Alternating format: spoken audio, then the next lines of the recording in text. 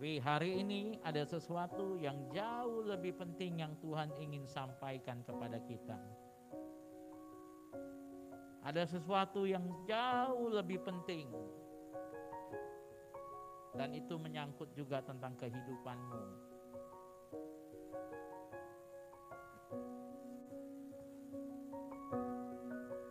Dan Tuhan ingin saudara dipersiapkan untuk hari itu.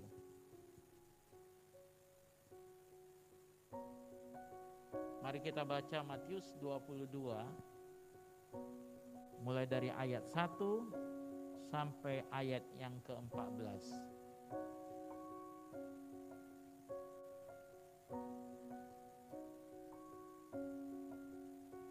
Matius 22 ayat 1 sampai ayat yang ke-14.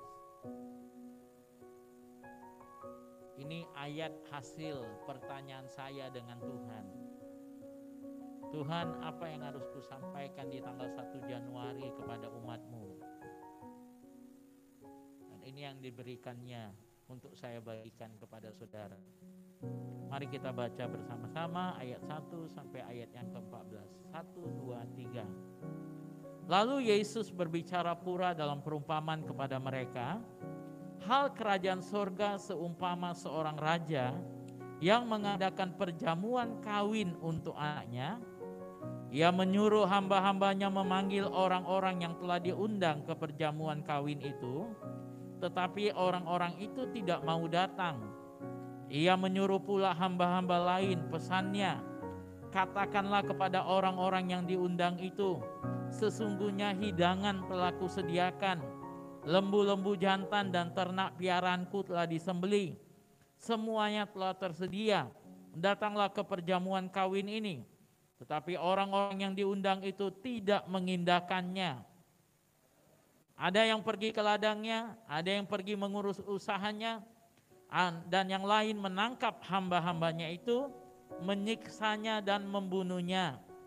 Maka murkalah raja itu, lalu menyuruh pasukannya ke sana untuk membinasakan pembunuh-pembunuh itu dan membakar kota mereka. Sesudah itu ia berkata kepada hamba-hambanya, perjamuan kawin telah tersedia, tetapi orang-orang yang diundang tadi tidak layak untuk itu.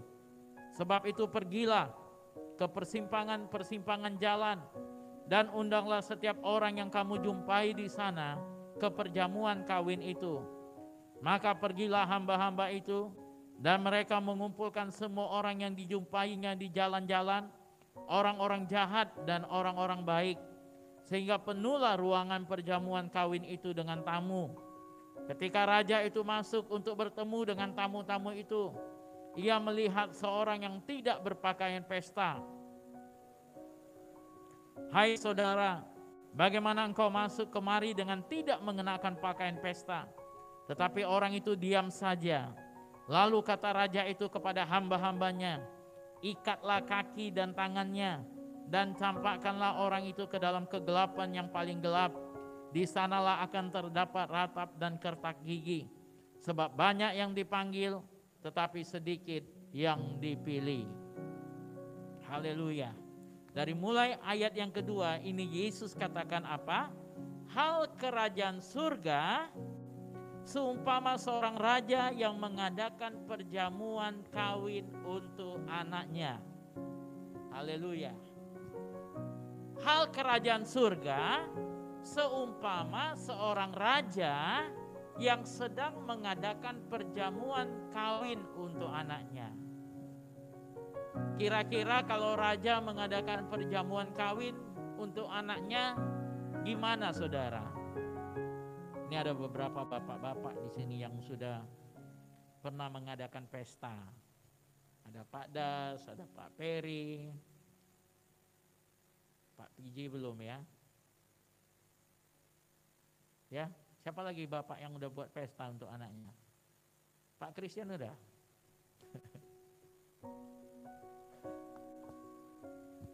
Iya, cuma 2 berarti ya, yang udah buat pesta untuk anaknya.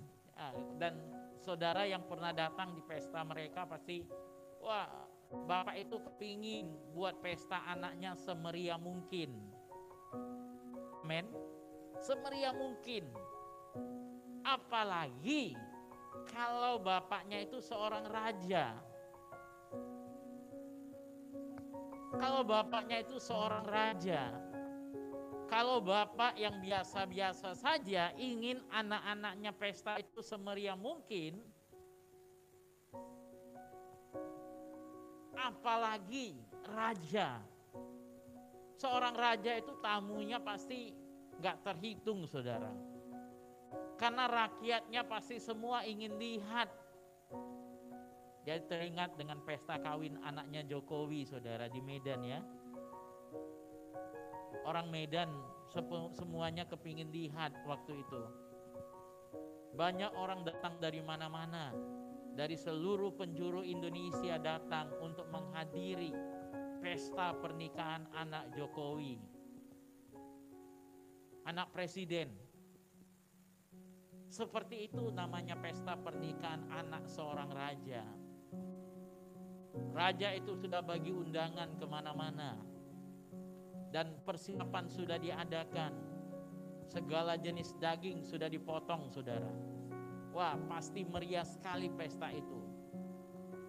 Tapi kemudian apa yang terjadi? Di hari H pesta itu, ketika pengantin semuanya sudah siap, raja sudah siap, tapi ternyata tamu-tamu yang diundang tidak ada satupun yang menyatakan dirinya, yang menampakkan dirinya. Bagaimana saudara yang buat pesta? Saudara udah undang orang semua, kemudian sudah masak, sudah mempersiapkan semua dengan baik, tapi kemudian tiba-tiba tamu-tamu yang saudara undang tidak ada satupun yang hadir. Bagaimana perasaanmu? Bagaimana perasaan saudara? Kecewa, marah, bercampur aduk semuanya. Amin. Itu yang terjadi, saudara. Apalagi ini seorang raja, penguasa. Saya yakin dia marah sekali. Saya yakin dia marah sekali.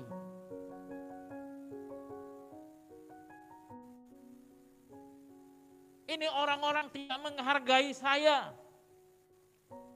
Dia suruh hamba-hambanya pergi jemput. Ingatkan mereka, pergi ke sana, jumpain mereka. Dan firman Tuhan katakan hamba-hambanya itu pergi. Tapi kemudian apa yang terjadi? Orang-orang itu memberikan alasan.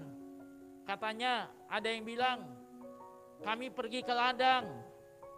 Ada yang pergi mengurus usaha. Dan ada yang jahat sekali malahan menangkap hamba-hamba itu, menyiksanya dan membunuhnya.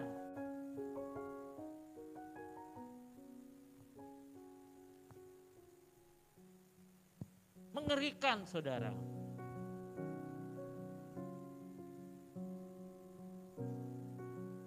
Ini bicara mengenai apa, saudaraku?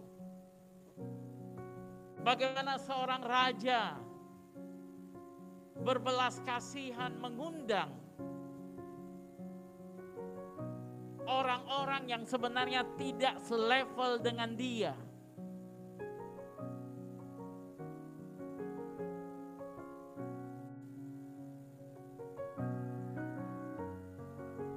Tetapi dia mengundang orang-orang itu untuk datang ke pesta dia.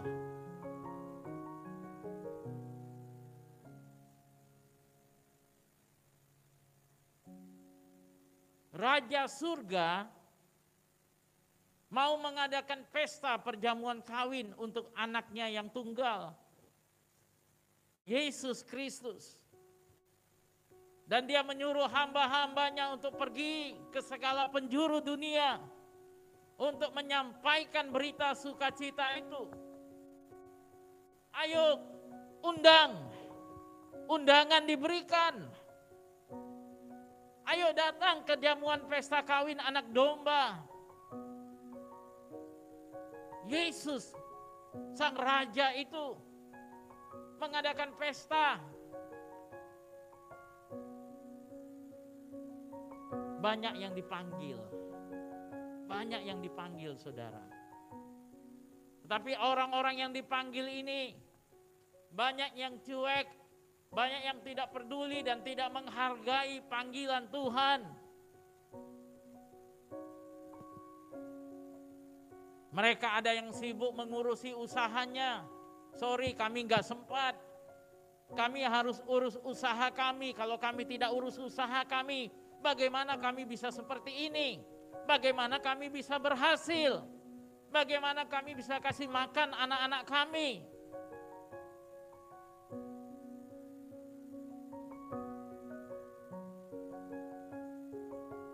Dan yang lebih jahat lagi, ketika pemberita-pemberita Injil itu pergi ke daerah-daerah mereka, mereka menangkapi para pemberita-pemberita Injil. Mereka bunuh para hamba-hamba Tuhan yang pergi memberitakan kabar sukacita itu. Mereka tidak mau terima semuanya itu. Kita lihat di berbagai tempat, kita mendengar begitu banyak orang-orang yang tidak mau dengar kabar sukacita itu. Mereka tangkapi hamba-hamba Tuhan. Mereka bunuh, sama sekali mereka menolak. Sehingga akhirnya raja itu berkata, dengan marahnya, dengan murkanya, firman Tuhan katakan di dalam Matius 22 ayat yang ke-7, maka murkalah raja itu, lalu menyuruh pasukannya ke sana untuk membinasakan pembunuh-pembunuh itu dan membakar kota mereka.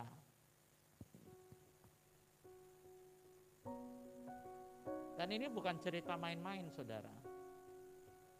Kita banyak mendengarkan kesaksian tempat-tempat yang banyak membunuh hamba-hamba Tuhan.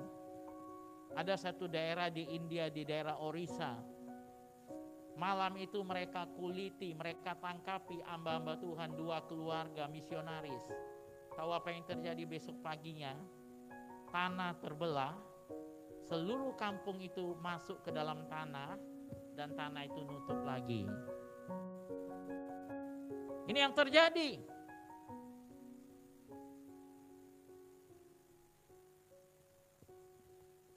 Banyak sekali peristiwa-peristiwa yang mengerikan yang terjadi. Banyak, saudara.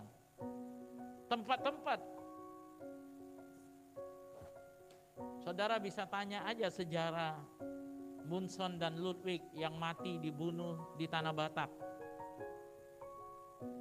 Bagaimana nasib keluarga Marga Tobing yang membunuh itu? Sampai hari ini keturunannya banyak yang bermasalah, saudara. Keturunan yang membunuh misionaris Munson dan Ludwig itu, mereka bermasalah.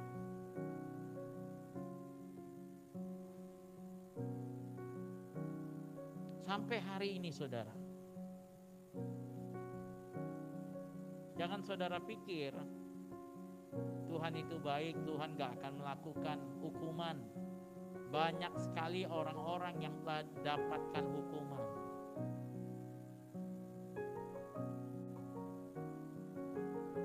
Ayo, lagi firman Tuhan serius, ini firman yang serius, bukan bagi-bagi bonbon, bukan bagi-bagi makanan ya.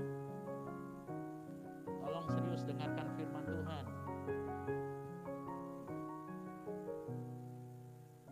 Ini waktu yang paling penting dalam ibadah. Bukan pujian penyembahan, firman Tuhan. Karena ini petunjuk bagi saudara untuk jalan. Ya. Dan kita sudah mendengar bagaimana semua hamba-hamba Tuhan berkata kedatangan Yesus yang kedua kali sudah dekat, sudah dekat, sudah dekat. Dan kalau Yesus sudah dekat kedatangannya, apa yang harus dibuat?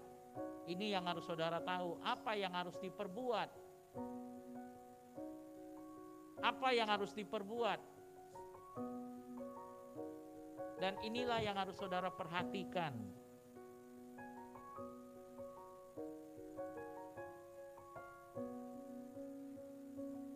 Dan Dan kita melihat apa yang terjadi.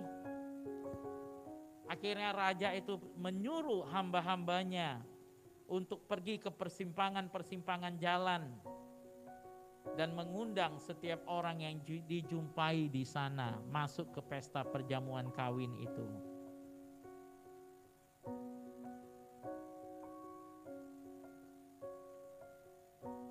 Mereka panggil, ajak. Kenapa? Karena orang yang diundang secara terhormat menolak undangan itu. Menolak undangan itu. Sorry, kami sibuk, kami gak sempat. Sorry, begini. Makanya ayat terakhir berkata banyak yang terpanggil, sedikit yang terpilih. Amin. Itu sebabnya kita harus berhati-hati dalam hidup ini. Banyak yang terpanggil, sedikit yang terpilih. Banyak orang berpikir dengan dia datang ke gereja, dia udah pasti lempang masuk surga. Belum tentu. Karena dia mungkin sekedar orang yang beragama. Matius 7 ayat 21 berkata, bukan setiap orang yang berseru Tuhan, Tuhan akan masuk ke dalam kerajaan surga, melainkan mereka yang melakukan kehendak Bapakku di surga. Amin. Melainkan mereka yang melakukan kehendak Bapakku di surga. Melakukan kehendak Bapa itu penting sekali.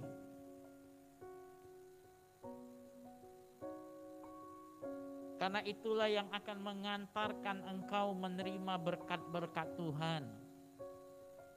Itu yang mengantarkan engkau. Dan singkat cerita kita lihat akhirnya diundanglah orang-orang di persimpangan jalan. Ayo, makanan sudah tersedia. Ayo semuanya datang. Dikumpulkan orang-orang jahat, orang-orang baik. Semuanya dikumpulkan yang ada. Makanya kemudian kita dengar banyak kesaksian. Orang-orang yang dulunya penjahat, orang-orang yang dulunya pelacur, orang-orang yang dulunya pembuat kejahatan, akhirnya bertobat, terima Yesus. Karena orang-orang baik yang diundang, orang-orang yang terhormat yang diundang, tidak peduli dengan undangan itu. Akhirnya Tuhan katakan mari, mari, mari. Tuhan panggil.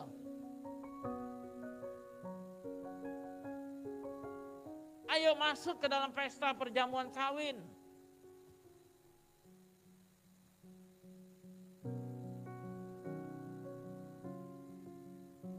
Contohnya hamba Tuhan yang kita kerjasama Natal di tanggal 19, Pendeta Yesaya. Nah, itu termasuk yang diundang dari persimpangan jalan. Dia adalah mantan preman. Orang dari Lampung, orang Jawa yang tinggal di Lampung. Akhirnya merantau ke Jakarta, jadi preman di Jakarta. Perampok, sampai ditangkap polisi, ditembak. Ini orang-orang diundang di persimpangan-persimpangan jalan. Mereka sedang berada di persimpangan jalan, tidak tahu harus kemana, tidak tahu pasti jalan yang akan ditempuh. Di penjara itulah Yesus berjumpa dengan mereka. Dan masih banyak lagi orang-orang lain yang seperti itu, yang sedang berada di persimpangan jalan. Akhirnya Yesus panggil mereka, mari, mari, ayo datang ke dalam pesta perjamuan kawin anak domba.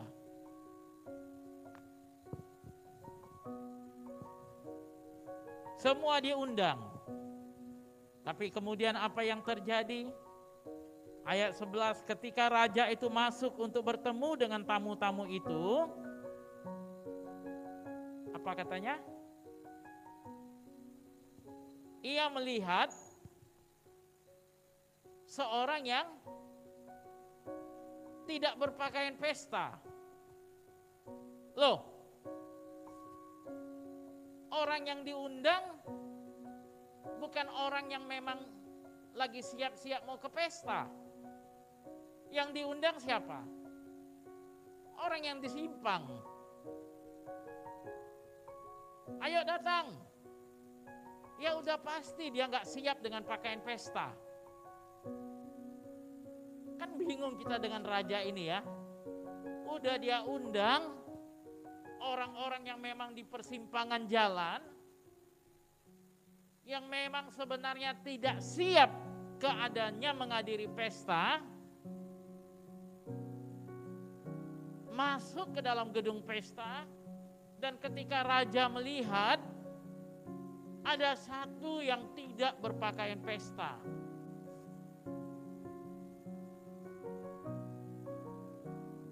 Loh, bagaimana yang lain? Bagaimana dengan yang lain? Bukankah semuanya yang hadir adalah orang-orang yang diundang di persimpangan? Tapi kok ada hanya satu yang dikatakan tidak berpakaian pesta? Kan bingung juga ya saudara. Semua yang diundang adalah orang yang ada di persimpangan jalan. Tapi hanya satu yang dikatakan tidak berpakaian pesta.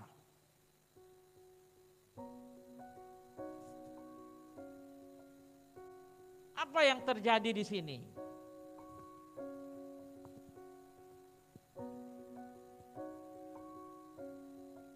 Bapak, Ibu, saudara-saudari yang terkasih,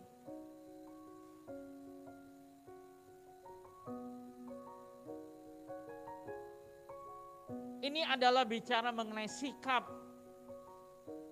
Sikap.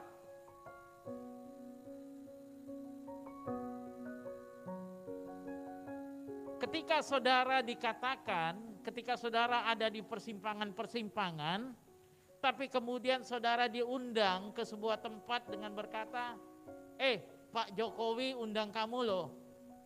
Ayo. Kira-kira apa yang bakal saudara buat?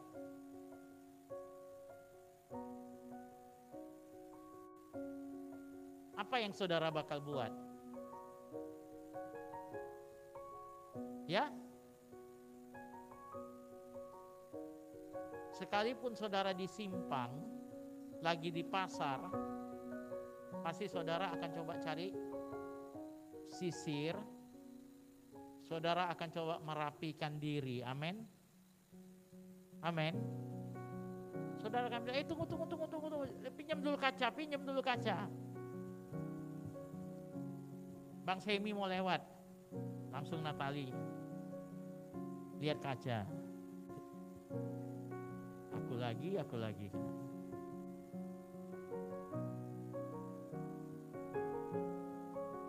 Pasti kita akan coba diri. Kita akan coba merapikan diri kita. Amin. Kita akan coba bagaimana caranya. Karena yang akan kujumpai itu seorang presiden. Yang akan kujumpai itu seorang yang terhormat. Itulah yang terjadi Bapak Ibu. Tapi ada juga yang cuek bebek katanya. Nggak mau tahu. Gini aja kok, aku memang gini, ya udah gini aja. Biar miskin asal sombong. Ya kan? Biar jelek asal sombong. Aku memang udah gini, ya udah gini aja. Dia tidak mau coba merapikan dirinya, dia tidak mau coba membenahi dirinya. Dia tahu dia bakal menjumpai seorang raja, dia diundang masuk ke dalam istana, tapi dia cuek bebek.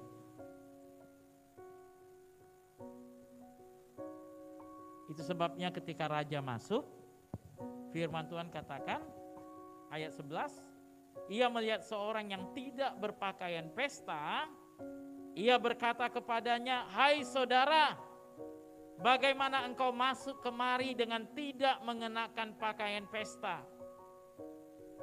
Tapi orang itu diam saja. Lalu kata raja itu kepada hamba-hambanya, "Ikatlah kaki dan tangannya dan campakkanlah orang itu ke dalam kegelapan yang paling gelap. Di sanalah akan terdapat ratap dan kertak gigi." Bapak, Ibu, saudara-saudari yang terkasih, Tuhan itu baik. Yesus itu baik. Dia sangat baik. Dia mencintai engkau dan dia undang engkau masuk dalam perjamuan kawin anak domba itu. Tapi jangan pernah lupa, di setiap perjamuan orang penting itu selalu datangnya terlambat.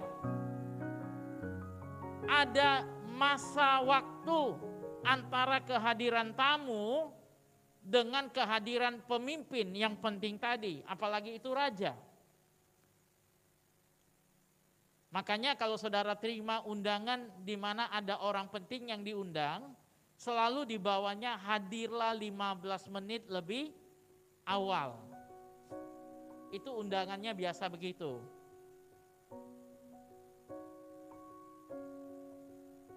Hadir 15 menit lebih awal. Tujuannya apa? Supaya engkau punya kesempatan waktu untuk berbenah diri. Supaya engkau punya kesempatan waktu untuk merapikan diri. Supaya engkau punya kesempatan untuk bisa membersihkan diri. Itu sebabnya raja itu datang setelah beberapa waktu, setelah tamu-tamunya datang, Bapak Ibu. Tapi ada orang-orang yang tidak peduli. Mereka hanya peduli dengan dirinya. Mereka tidak peduli dengan raja itu. Dan firman Tuhan katakan orang-orang itu akan ditangkap dan diikat dan dicampakkan ke dalam perapian yang menyala-nyala. Dalam kehidupan ini juga seperti itu. Banyak orang yang sudah mendengarkan firman Tuhan mengenai kedatangan Yesus, Mereka diundang masuk ke dalam pesta raja. Tapi mereka tidak berusaha untuk memperbaiki diri mereka. Mereka tidak berusaha untuk bagaimana membenahi diri mereka. Mereka tidak berusaha untuk bagaimana membersihkan diri mereka. Ini yang terjadi. Karena dunia lebih mempesona mereka daripada raja itu sendiri. Dunia lebih mempesona mereka. Sehingga kita lihat apa yang terjadi di dunia barat sana, saudara. Bagaimana orang tidak lagi penting dengan pakaian mereka untuk beribadah. Mereka tidak lagi penting dengan diri mereka ketika mereka beribadah. Mereka lupa bahwa mereka menghadap raja segala raja. Mereka lupa bahwa mereka menghadap Tuhan segala Tuhan. Sehingga mereka hanya cuek bebek saja, saudara. Tidak peduli dan tidak menghormati. Memang kau punya Bapa yang baik.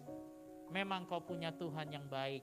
Tapi engkau jangan lupa dia ada seorang raja. Engkau harus menghormati dia sebagai seorang raja. Engkau harus mempersiapkan dirimu seperti engkau sedang mau menghadapi seorang raja. Berusahalah untuk bagaimana membenahi dirimu seperti engkau akan berdiri di hadapan seorang raja. Karena firman Tuhan katakan, kuduslah kamu sebab aku Tuhan Allahmu adalah Allah yang maha kudus. Haleluya. Tuhan mengundang kita. Tuhan mengundang kita dengan tidak memandang siapa kita. Kita sebenarnya adalah orang-orang yang tidak pantas. Tapi Dia berikan kesempatan itu kepada kita. Tapi jangan lupa, Dia adalah Raja. Gunakan setiap kesempatan yang Dia berikan kepadamu untuk memperbaiki dirimu, mengubah dirimu. Karena itu sangat penting bagi kita ketika kita menghadap Raja. Amin. Sangat penting. Sangat penting. Karena engkau bakal menghadapi seorang raja. Sangat penting. Kedatangan Yesus yang kedua kali sudah sangat dekat. Amin. Kedatangannya sudah sangat dekat. Jangan lupa Dia adalah Raja segala raja. Dia adalah Tuhan segala Tuhan. Dan Dia Maha Kudus. Lihat semua tanda-tanda yang ada. Lihat dengan semua peristiwa yang terjadi di sekitar kita. Semuanya menunjukkan tanda-tanda kedatangan Yesus yang kedua kali. Oleh sebab itu mari persiapkan dirimu dengan baik. Gunakan setiap kesempatan dengan baik. Hari ini di tanggal 1 Januari 2022 dimulai dengan peringatan firman Tuhan seperti ini, saudara. Saya tidak tahu tentang berapa lama kedatangan Yesus yang kedua kali itu. Tapi ini yang saya sampaikan kepada saudara, apa yang Tuhan suruh saya sampaikan. Sehingga ketika Dia datang, engkau siap menyambut kedatangannya. Amin. Sehingga Dia datang. Ketika engkau diundang dalam pesta perjamuan kawin anak domba, engkau siap berada di dalam tempat pesta itu. Sehingga ketika raja itu melihat engkau, dia tidak mengusir engkau dari tempat pesta itu. Jangan pernah anggap remeh dengan Dia. Hormati Dia, hargai Dia. Karena Dia Bapa yang mengasihi engkau. Dia peduli dengan engkau. Dan Dia Raja segala raja. Haleluya. Berjalanlah dengan penuh hormat kepada Dia. Hiduplah dengan penuh hormat kepada Dia. Jadikan dirimu menjadi seorang Kristiani yang menghormati raja itu. Jangan karena dirimu raja itu dihujat. Jangan karena dirimu raja itu dihina. Jangan karena dirimu raja itu dicela. Dia adalah Raja segala raja. Apa yang bisa diperbaiki, perbaiki. Apa yang sudah berlalu tidak bisa engkau perbaiki. Tapi ke depan ada 364 hari yang masih bisa engkau lalui. Dan Tuhan punya rencana yang indah bagi dirimu. Dia punya rancangan yang luar biasa bagi dirimu.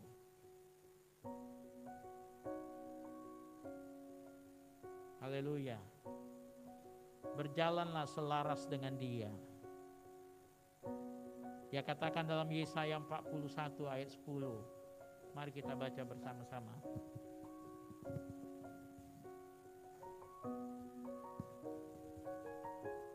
Yesaya 41 ayat yang ke-10. 1, 2, 3. Janganlah takut, sebab aku menyertai engkau.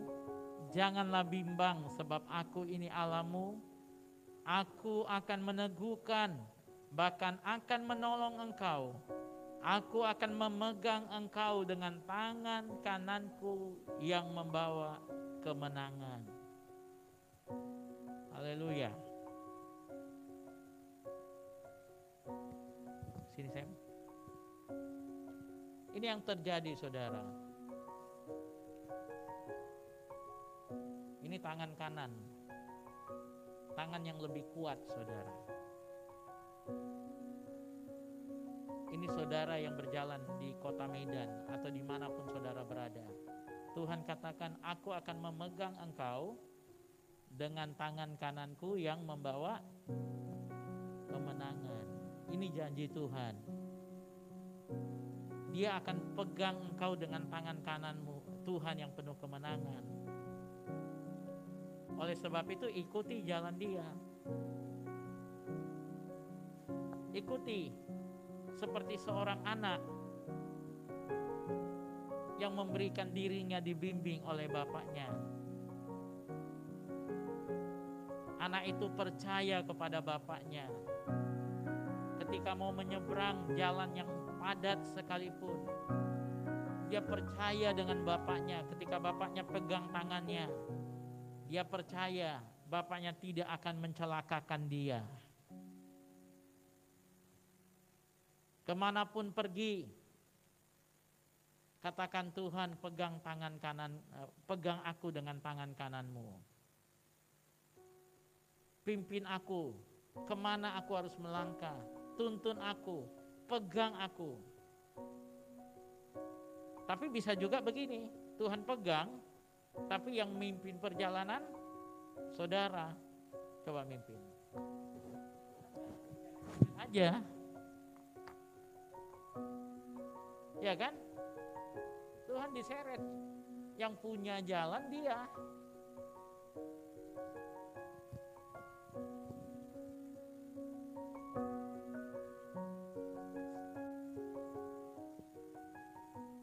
Banyak orang berkata, Tuhan gak jawab doa. Aku minta ini, aku minta itu, Tuhan gak jawab doa. Dalam kisah mujizat pertama yang Yesus lakukan di Kana, air menjadi anggur. Ibu Yesus datang minta kepada Yesus. Mereka kehabisan anggur. Loh, jadi apa yang harus kubuat? Mereka kehabisan anggur. Ibu Yesus meminta Yesus membuat mujizat. Tapi apa kata Yesus? Apa katanya? Coba ingat. Apa katanya? Saatku belum tiba. Amin. Saatku belum tiba. Artinya untuk segala sesuatu ada waktunya. Amin. Ada waktunya. Jangan mau terburu-buru memaksakan kehendakmu kepada Tuhan. Pokoknya Tuhan, aku mau Dia. Kalau enggak Dia, enggak mau aku Tuhan. Aku mau kawinnya sama Dia aja.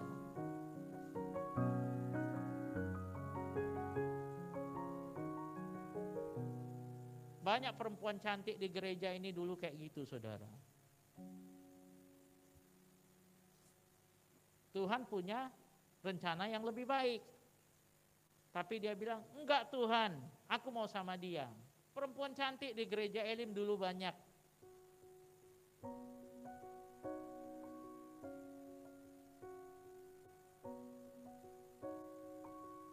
Si dia pemain sandiwara. Datang ke gereja pakai topeng. Pura-pura jadi anak baik. Udah kawin, udah dapat. Udahlah, udah dapat. Ujungnya apa? Anak cewek yang cantik ini ditinggali, dia pun kawin lagi dengan orang lain.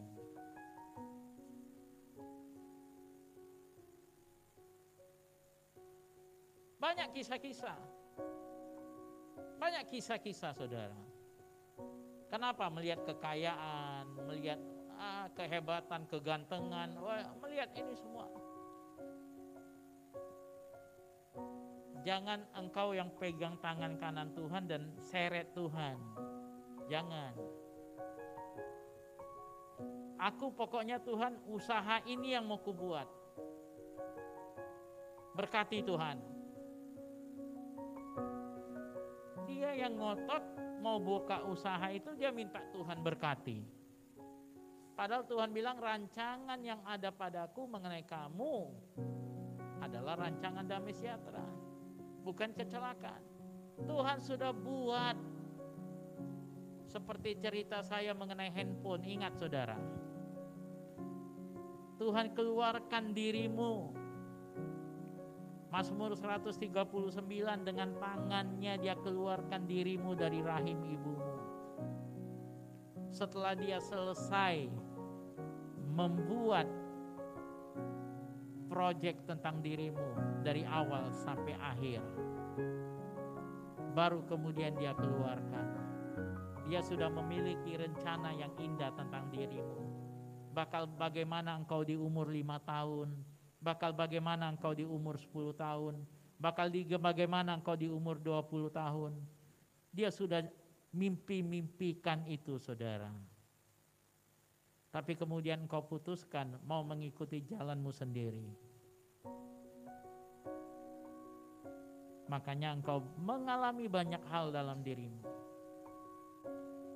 Ikuti jalan Tuhan. Biarkan Tuhan menuntun engkau. Biarkan Tuhan memimpin engkau. Amin. Biarkan. Engkau cukup katakan, pegang tanganku Tuhan. Tuntun aku senantiasa. Biar aku berjalan dalam kebenaran-Mu. Tuntun aku Tuhan. Banyak orang berkata, ini Pak buktinya aku diberkati. Sambil nyanyi, aku diberkati. Berkat bukan jaminan engkau sedang ada dalam rencana Tuhan.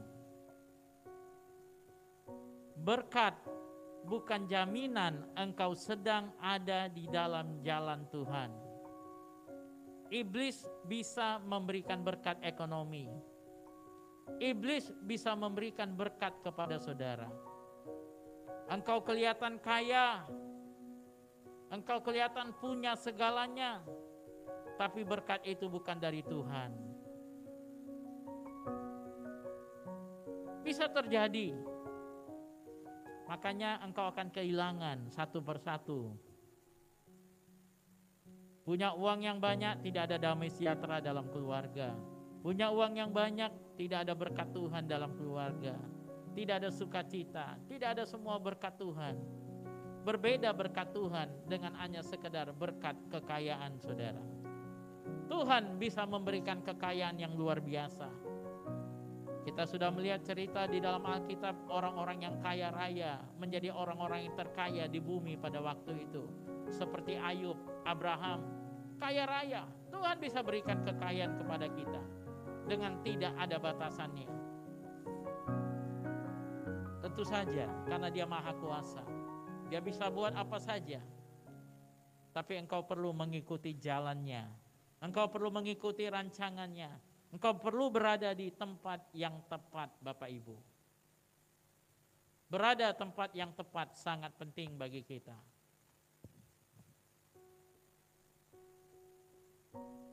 Tepat pada waktunya. Dia tahu bagaimana memberkati hidupmu. Tepat pada waktunya. Dia tahu bagaimana memulihkan keadaanmu. Engkau yang perlu memberikan dirimu berada di tempat yang tepat pada waktu yang tepat. Haleluya. Amin. Beradalah di tempat yang tepat pada waktu yang tepat. Karena kita gak pernah tahu kapan mujizat kita terjadi. Tapi kalau saya ada pada waktu itu, saya terima mujizat saya. Saya terima kemenangan saya. Saya terima mujizat saya.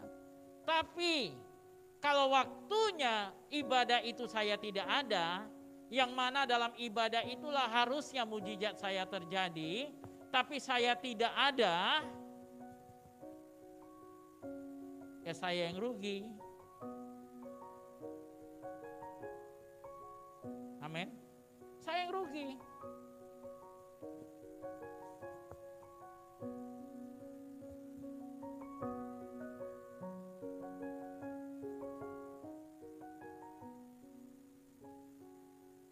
Saya yang rugi. Jadi harus berada di tempat yang tepat. Hari Jumat kalau lagi ibadah doa, ya saya datang ibadah doa, saya nggak berkeliaran di jalan. Hari Rabu udah lagi ibadah mujizat, saya ada di gereja ibadah mujizat. Saya nggak sibuk dengan urusan yang lain. Waktunya ibadah, saya ibadah.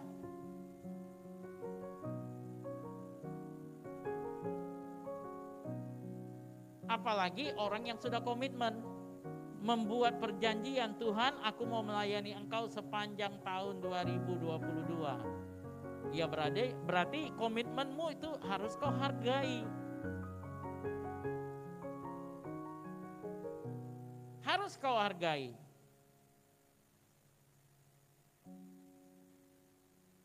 Karena saya berdoa untuk orang-orang yang memberikan komitmen ini.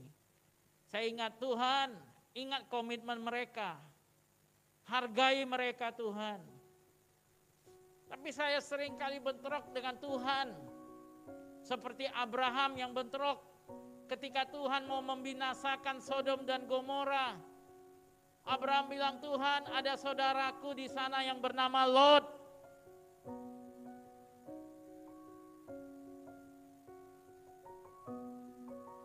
Lot berada di Sodom dan Gomora. Sodom dan Gomora mau dimusnahkan. Lot berada di sana. Abraham bilang, Tuhan bagaimana kalau ada sekian orang?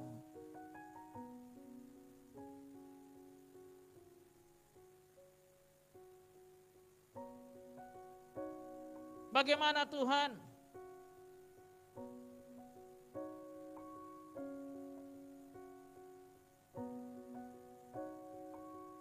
Kami sebagai hamba-hamba Tuhan sering bergumul, saudara.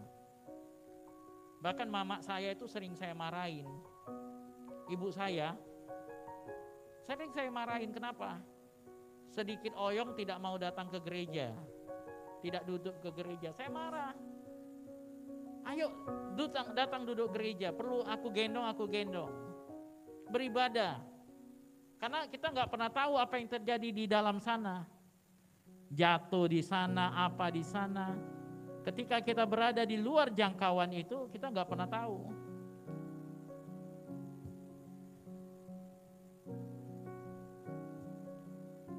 Mertua saya marahin. Saya bilang saya siapkan kursi. Kalau alasannya nggak bisa duduk, saya kursi. Bagi saya ibadah itu penting. Saya nego dengan Tuhan, Tuhan, aduh kasihani orang-orang ini Tuhan. Akhirnya mereka rugi.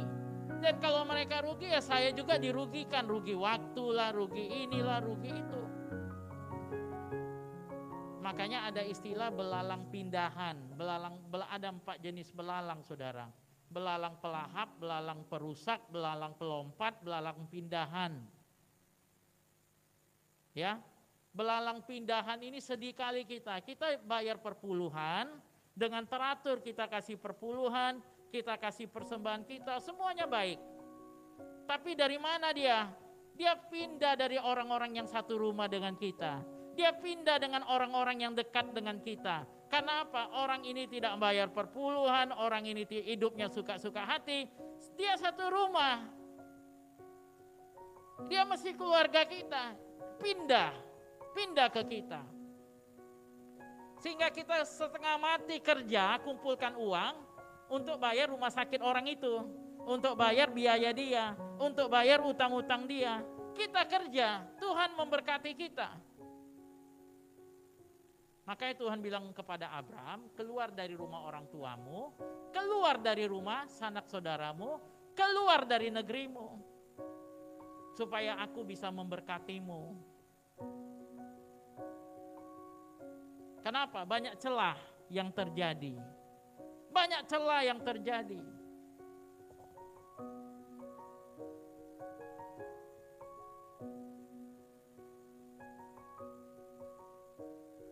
Itu belalang pindahan, pindah.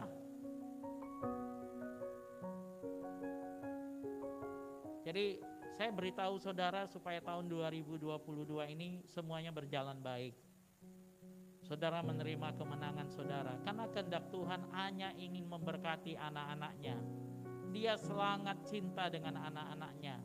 Dia peduli dengan anak-anaknya. Dia sayang dengan anak-anaknya. Tapi biar engkau tahu apa yang menjadi masalah dengan dirimu. Tuhan tidak pernah memberikan pencobaan kepadamu. Tapi semua masalah itu terjadi karena dirimu dan juga yang ada di sekitarmu. Haleluya. Halo. Amin.